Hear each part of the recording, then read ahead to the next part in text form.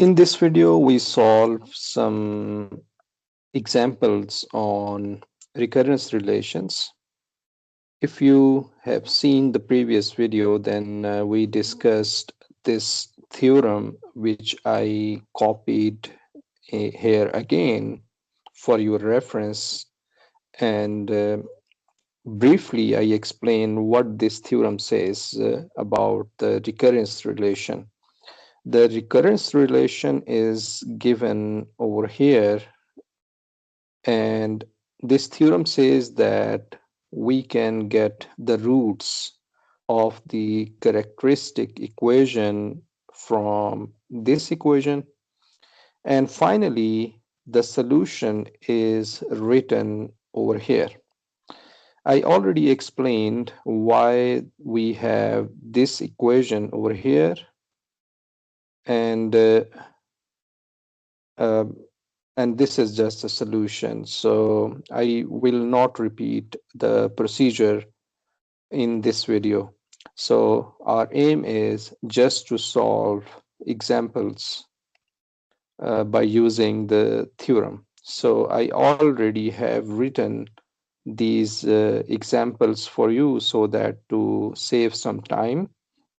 The first example is it says that what is the solution of this recurrence relation? And there is a seed, there is some initial condition that we use to find out the unique solution, or you may say the particular solution. And there are these two values. One is when we have n is equal to 0, that is a0 is equal to 2, and another one is a1 is equal to 7. Now, if you want to solve such a problem, first you need to understand what is C1 and what is C2. So we know that the coefficient of n minus 1 is C1. So it means that this is C1 over here, and this one is C2. And remember that we already talked about this recurrence relation in the previous video. So the degree is equal to 2.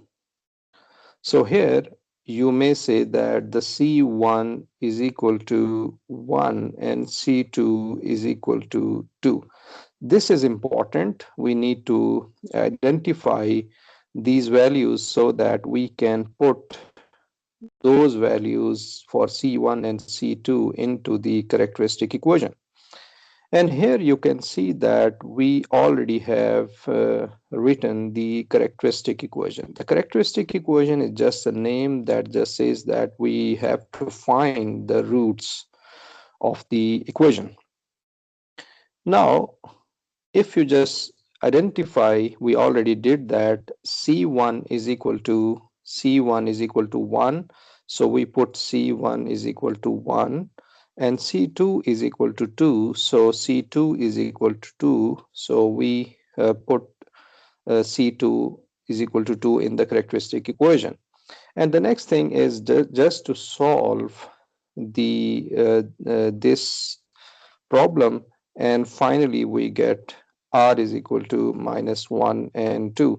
So you may say that the r1 is equal to 2, and r2 is equal to minus 1. And you can also see that these are the distinct roots. It means that these are the unique roots. In future, we will see how to find a solution when the roots are repeated. But we just talk about the distinct roots over here. When we found the roots R1 and R2, we can put that value into the solution of the solution that is given in this theorem. And this is the theorem. And in the previous video, we already saw that when we put that value into the recurrence relation, it just satisfies the recurrence relation. So here R1 is 2, R1 is 2, so we have 2 raised to power n. and then R2 is minus 1. So here we have R2 is equal to minus 1, and there are two constants, I should say. There are two constants, alpha 1 and alpha 2, that has to be calculated through these initial conditions. Okay. Now we know that A0, this should be given. If you are asked to find the solution without the initial condition, then this is your answer. You just finish your questions. But if you are already given if you're already given a initial conditions, then you must find alpha 1 and alpha 2 as well, which gives you the particular or unique solution. So when we put n is equal to 0, we get a0 is equal to 2 and a1 is 7, and we do the same for this equation 1. In equation 1, when n is equal to 0, we get this right hand side, and 2 raised to power 0 is 1. So we have the value for a naught is equal to 2, and on the right hand side we have alpha 1 plus alpha 2. Similarly, for n is equal to 1, when we put n is equal to 1, a1 alpha 1 2 plus alpha 2 minus 1 1.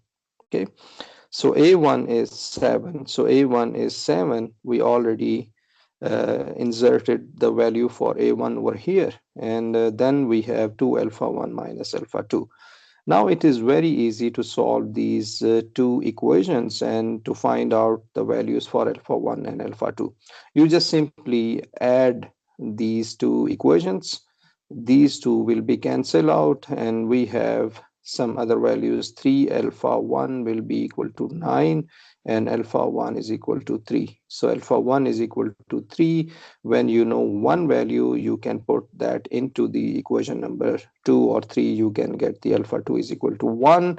After specifying these two values, we can easily find the particular solution, and this particular solution will give you a0 is equal to 2, a1 is equal to 7. When you put a, you want to find the next value, n is equal to 2, so this is 3, 2 raised to power 2 minus 1 square. So we have 12 minus 1, and that is equal to 11.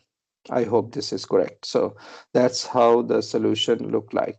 Now let me just go to the last example, since we already understood the method, how this method works. So the solution, the question is, and it is asked, find the explicit formula for the Fibonacci number. It means that find a formula which gives you the sequence for Fibonacci number. And in the question, it does not tell you what is Fibonacci sequence. So we must remember that what is the formula for finding the Fibonacci number. And the Fibonacci number is written as fn minus 1, fn minus 2, and initial seed is f0 is 0 and f1 is 1. When you put n is equal to 2, you can get f2, f1, f0, you can get the f2. But we want to find a formula that gives us the solution. The first thing is, which is common in all these equation, in all these recurrence relations, which gives you the distinct roots, and we have this characteristic equation. And this characteristic equation will continue in the next upcoming videos as well. So after that, we have, for example, we apply the quadratic formula, and solving this quadratic formula gives us two roots, and then finally we have a solution. This solution is given in terms of fn, and there is alpha 1.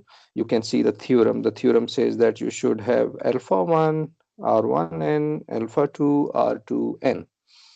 So here we have this solution over here. The next thing is we put the roots, two roots, R1 and R2. It doesn't matter that you can call that R2 is equal to this value, and you can call this as R1 is equal to that value. It doesn't matter in this case. So initially we have F0 is equal to 0, F1 is equal to 1. We put n is equal to 0 in equation number 2, and then we have f0 is equal to alpha 1 plus alpha 2 is equal to 0.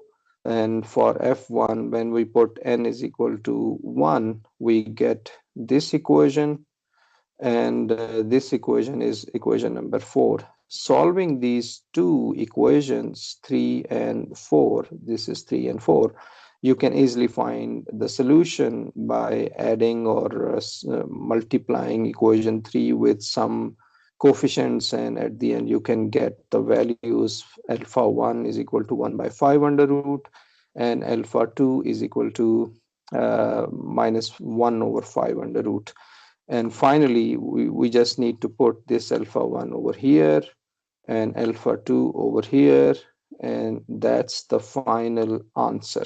And similar to the previous example, when you put, if you want to check either this is correct, you need to put n0. When you put n0, you should get f0 is equal to 0, which is the initial condition. Similarly, when you have n is equal to 1, then you put f n is equal to 1, you get f1 is equal to 1.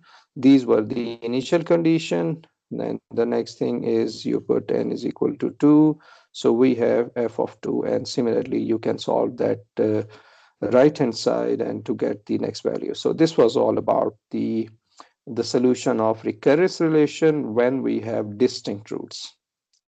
Thank you for watching.